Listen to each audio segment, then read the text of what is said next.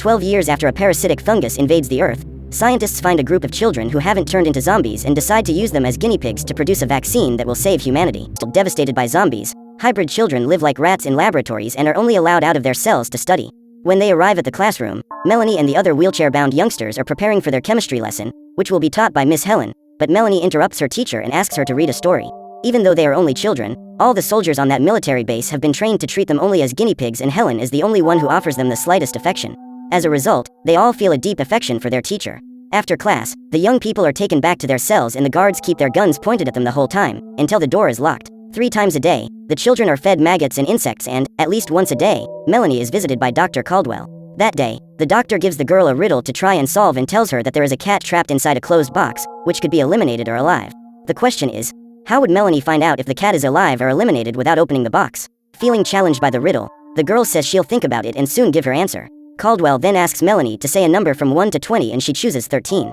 The next day, when she arrives in class, Melanie notices that Kenny, the boy from cell 13, hasn't gone to class and begins to suspect that, through her fault, something bad may have happened to him. Seeing that the students are worried about their missing classmate, Helen asks them to create a story and frees them from their chains so that they can write it.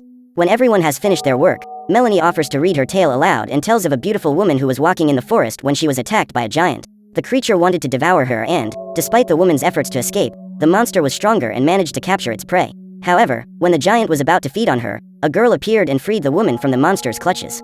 After that, they became like mother and daughter and lived happily ever after. On hearing this story, the teacher becomes emotional and starts to cry.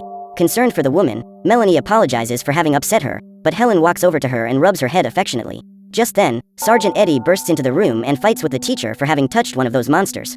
To remind her that those children are nothing but freaks, he rubs the skin of his arm to spread his body odor and approaches one of the boys.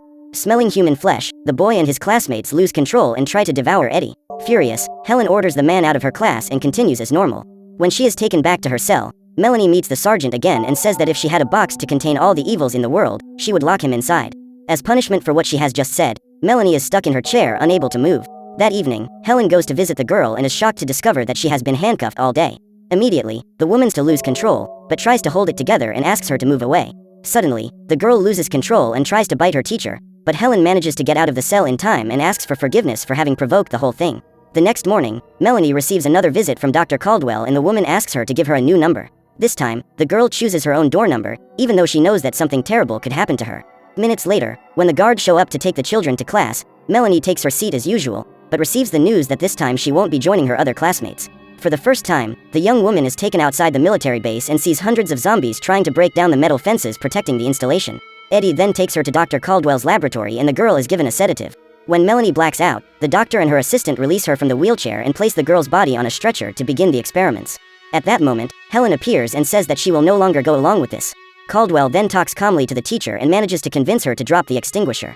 The doctor quickly attacks her with pepper spray and orders her assistant to call security. Before Helen is taken away, the doctor apologizes for having to do this and says that she respects the teacher's feelings, but Melanie is the main ingredient for the vaccine she is developing and needs to be sacrificed in order to save thousands of lives. Just then, the security alarm sounds, indicating that the zombies have managed to break into the base. Then, while locking the windows, the assistant becomes the victim of an attack and the doctor rushes to help her get rid of the monsters. While attacking those creatures, Caldwell ends up cutting her hand and has to flee because her assistant is already transforming. As Melanie is half zombie, she is not attacked by the creatures and, with the help of a scalpel, manages to free herself from the stretcher. She then runs out of the tent and finds the soldiers fighting a bloody war. Seeing 2 guards attacking Helen, the girl becomes enraged and bites them on the neck. Afterwards, Melanie collapses and her teacher carries her out of the war zone. Just as the woman was about to be devoured by a horde of zombies, an army tank appears and they both manage to hitch a ride far away from the military base. On reaching a safe place, the sergeant realizes that Melanie is also in the vehicle and prepares to shoot her. However, Helen uses her body to form a shield and protect the girl. She then opens the door so that Melanie can escape, for the first time in her life. As for the children, they'll be fine, because those creatures they call the hungry ones don't attack their fellow human beings. Throughout the journey, Melanie is trapped in the outer seat of the car so as not to risk attacking a member of the team. On the way, the group stops at a riverbank to collect water, only to be surprised by the arrival of some zombies. While the soldiers try to contain the attack, Helen rushes to free Melanie and takes her and is transformed too. Minutes later, they come out of hiding to continue their journey and Eddie realizes that, during the firefight, one of the bullets pierced the fuel tank. Therefore, the team will have to continue walking to London and, after a short break, they decide to enter the houses in search of food. The problem is that the entire perimeter is full of hungry ones, so they need to use a scent-blocking gel to avoid attracting their attention. What's more, they mustn't make any noise, as any kind of sudden movement could wake them up. Slowly, the small team manages to advance and suddenly they come across an infected woman pushing a baby carriage. At this point, they stop walking and stand still so as not to attract the creature's attention. However, Caldwell decides to walk over to the zombie to check what's inside that baby carriage and, when she removes the baby's blanket, she realizes that it has been devoured by a sinister rat. Frightened, the woman emits a sound capable of waking up some zombies. As they wake up, Eddie and Kieran shoot them in the head and the small group must hurry before all the monsters wake up at once and join forces to attack them. After walking for a few minutes, they find an abandoned warehouse and hide inside. The plan is to use the place as a shelter to rest, but first they need to check that there are no aberrations inside.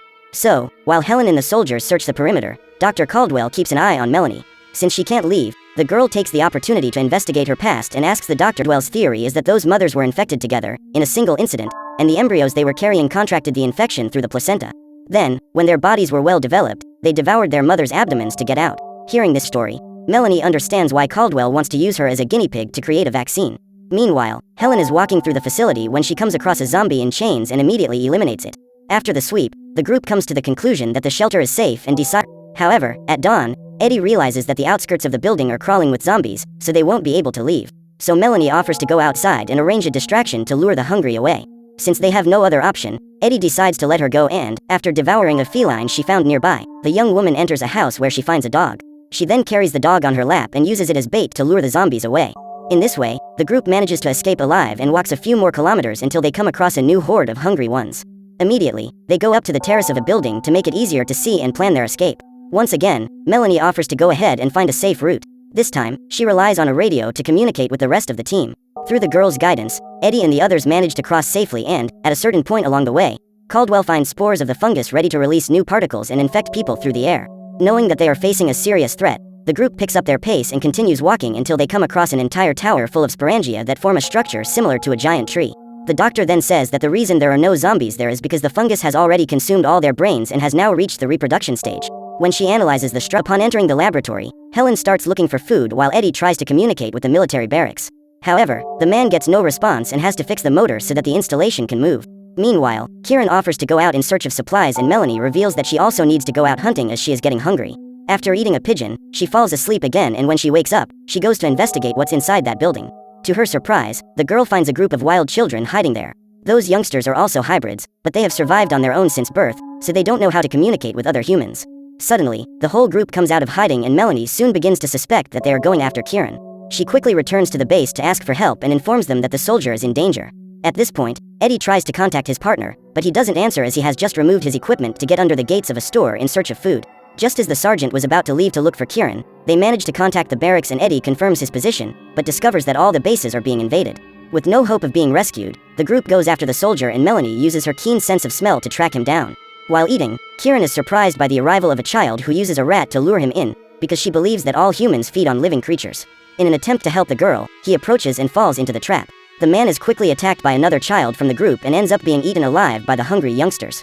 When the group finally find him, only the soldiers remain to protect Helen and Eddie. The girl tries to communicate with the children and asks the sergeant not to shoot any of them, because just like them, these youngsters are also just trying to survive.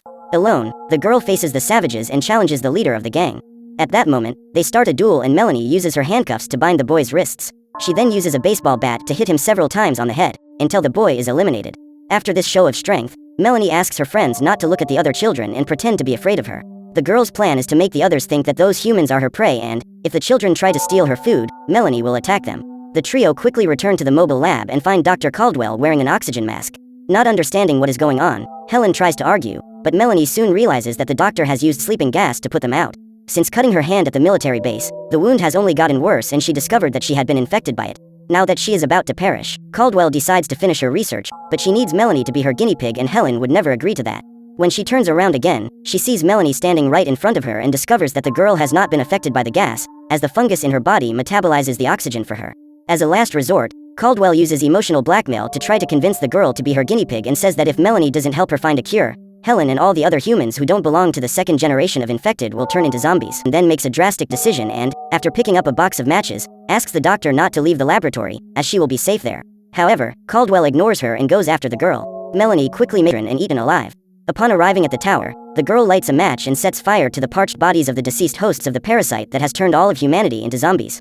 According to Caldwell, these sporangia cannot be opened manually, but respond to external stimuli such as humidity and heat.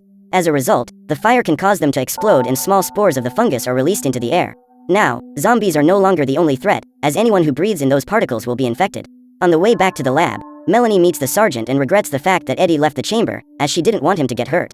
When he realizes what has happened, the man despairs and says he doesn't want to become a hungry man, so he begs Melanie to shoot him in the head. Out of compassion, the girl waits patiently until Eddie is completely transformed and eliminates him, as he had requested. Minutes later, Helen wakes up and gets up to look for Melanie. However, before the woman can leave the laboratory, she spots the spores flying in the air and the young woman is at the door to prevent her to attend Helen's classes. In addition to them, feral children are also invited to join the class and Melanie hopes that they will soon learn to live in society. So what did you think of this movie? Leave it in the comments below. And if you like the video, like and subscribe for more movie reviews.